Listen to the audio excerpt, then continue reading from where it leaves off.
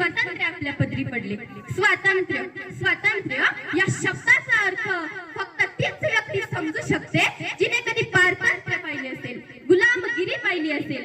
स्वातंत्र्याचे मूल्य आणि शब्दात सांगता येणार नाही इतके मोठे आहे। आपण सर्वजण तर खूपच नशीबवान आहोत की आपण या स्वतंत्र भारतात जन्मलो।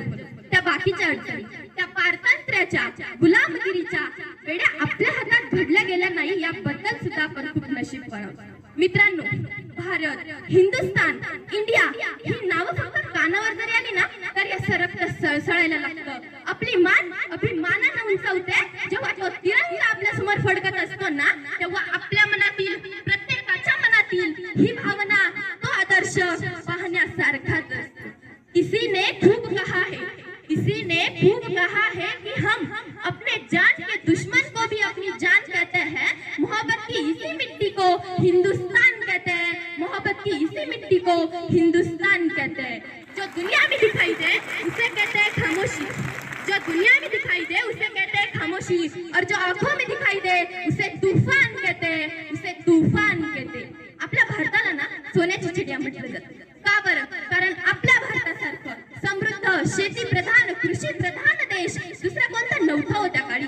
म्हणूनच कदाचित इंग्रजांना भारतातून पावलं बाहेर टाकताना खूप त्रास झाला असेल। 1857 ला चालू झालेला संग्राम, स्वतंत्र यज्ञ शेवटी अखेरीस 15 ऑगस्ट 1947 रोजी शांत झाला। 26 जानेवारी 1950 ला भारत प्रजासत्ताक झाला। किती छान ना? पण तुम्हाला माहिती आहे, जरी भारत देश स्वतंत्र झाला असला तर तो कुणापासून स्वतंत्र झाला? या भारत भूमीवर राज्य करणाऱ्या इंग्रजांपासून, पण जातीभेदापासून नाही, धर्मभेदापासून नाही। ते कार्य तर अजूनही चालूच आहे। डॉक्टर बाबासाहेब आंबेडकर, महात्मा फुले, लाल बहादूर शास्त्री, लोकमान्य टिळक यांसारख्या नेत्यांनी खूप प्रयत्न केले, समाजसेवकांनी खूप प्रयत्न केले या भारत राज्यास, सुराज्यास, पण खंत याची वाटते की आजही हे कार्य पूर्णत्वास गेलेलं नाही।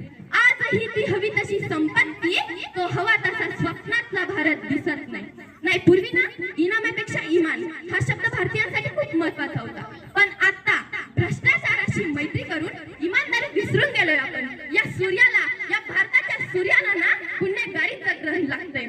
एवढंच नाही, पूर्वी पैसा रुपया माहित होता, पण आता काळा पैसा माहिती।